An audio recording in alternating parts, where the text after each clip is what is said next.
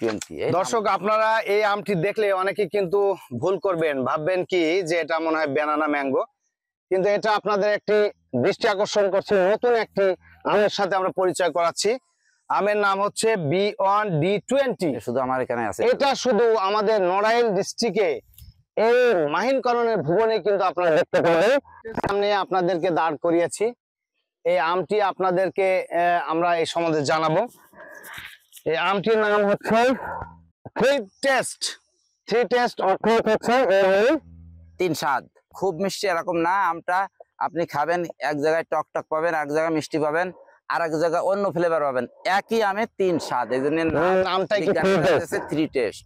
এই আমের সাথে কোনো আম মেলবে না, সাইজটাই আলাদা। দর্শক আপনাদেরকে দেখাচ্ছি এখন যে ফলটি থোকায় থোকায় ধরে আছে, আপনারা দেখতে পাচ্ছেন বাড়ি ম্যাঙ্গো 4।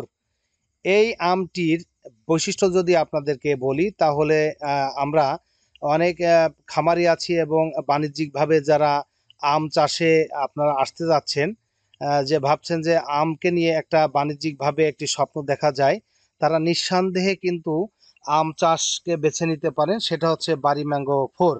এর বৈশিষ্ট্য যদি আমরা বলি, এটি অত্যন্ত সুস্বাদু সুমিষ্ট একটি আম এবং ওজনে প্রায় একটি আমের ওজন হাফ কেজির কাছাকাছি। এবং সবচেয়ে অসাধারণ বৈশিষ্ট্য যেটা, যে আমের যে একটা মৌসুম আছে, এই মৌসুম শেষ হয়ে যাবে, প্রতিটা আমই কিন্তু মৌসুম অনুযায়ী শেষ হয়ে যায়, কিন্তু মৌসুমের অন্তত 1-1.5 মাস পরে হচ্ছে এর পরিপক্কতা আসে।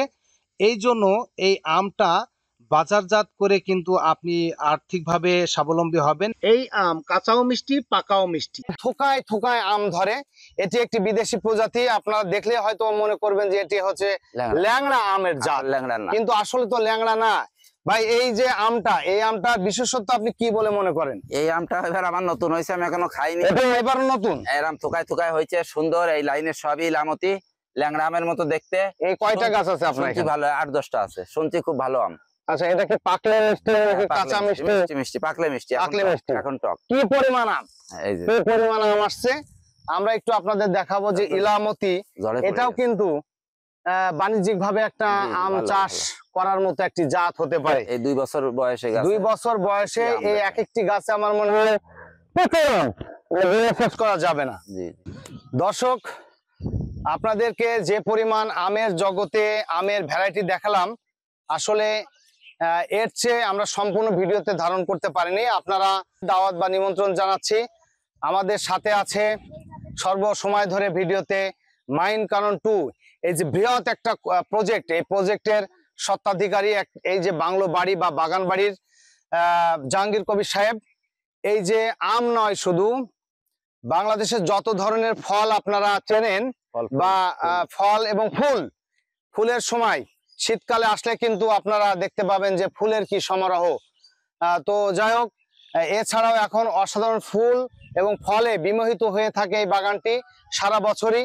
নড়াইল সদর উপজেলার মুলিয়া ইউনিয়নের একদম মেইন রোডের পাশেই কিন্তু অবস্থিত মাহিনকরণ 2।